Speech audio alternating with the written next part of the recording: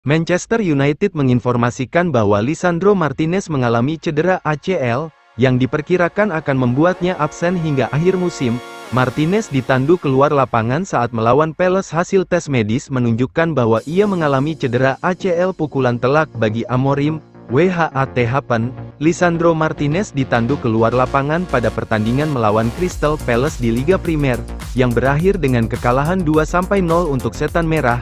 Ruben Amorim, berbicara setelah pertandingan, mengakui beratnya situasi, menggambarkannya sebagai situasi serius. Apa yang dikatakan, pada hari Kamis, klub secara resmi mengonfirmasi cedera tersebut dalam sebuah pernyataan yang berbunyi, penilaian cedera masih berlangsung untuk menentukan tindakan pengobatan yang tepat dan jangka waktu rehabilitasinya. Semua orang di Manchester United mendoakan Lisandro Martinez agar pulih dengan baik dan kami akan mendukungnya di setiap langkah. Situasinya ketidakhadiran Martinez merupakan kemunduran yang signifikan bagi Amorim saat ia berupaya membimbing United keluar dari keterpurukan mereka saat ini di Liga Primer. Kepemimpinannya di lapangan dan kemampuan bertahannya telah menjadikannya tokoh kunci dalam skuad, dan kehilangannya pada tahap musim ini membuat United memiliki opsi terbatas di lini belakang.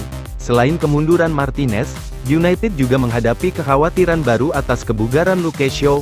Bek kiri tersebut, yang telah berjuang melawan cedera dalam waktu yang lama, belum pernah menjadi starter untuk Setan Merah selama hampir setahun. Ketidakhadirannya yang berkepanjangan telah membuat United kekurangan opsi di lini pertahanan, yang semakin memperparah masalah tim. Tahukah Anda, kekalahan United atas Crystal Palace menandai hasil mengecewakan lainnya dalam perjuangan mereka di musim ini? Setan Merah saat ini berada di posisi ke-13 dalam klasemen Liga Primer, dan kekalahan atas Palace adalah kekalahan ke-7 mereka dalam 13 pertandingan kandang musim ini, statistik yang mengkhawatirkan bagi klub sekelas mereka. Apa selanjutnya?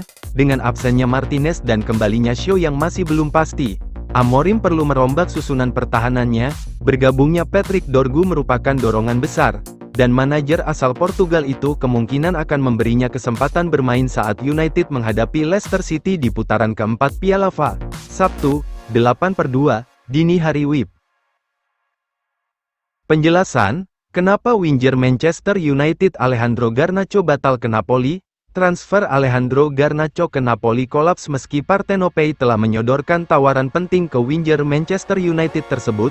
Garnacho jadi rebutan di bursa transfer Januari. Winger Man United diinginkan Napoli sebagai pengganti Kvaratskhelia namun negosiasi buntu. Apa yang terjadi? Alejandro Garnacho menjadi salah satu pemain paling diperebutkan di bursa transfer Januari. Klub-klub seperti Chelsea, Tottenham, hingga Napoli diklaim amat tertarik mendatangkannya dari Manchester United. Napoli bahkan menggalakkan upaya mereka untuk memboyong penyerang 19 tahun itu sebagai pengganti Khvicha Kvaratskhelia yang dilepas ke Paris Saint-Germain dengan harga 59 juta pound. Situasinya dikabarkan bahwa Man United sempat menolak tawaran Napoli senilai 40 juta pound, sekalipun Garnacho dirumorkan bersitegang dengan Ruben Amorim. Kini, Direktur Olahraga Napoli Giovanni Manna membeberkan bahwa Partenopei telah mengupayakan segala cara untuk memboyong Garnacho ke Naples, tapi gagal mencapai kesepakatan personal dengan youngster Argentina itu. Kata Napoli soal Garnacho, kami menyodorkan tawaran yang penting kepada Manchester United untuk Garnacho. Kami benar-benar menginginkannya, ujar Manna kepada wartawan.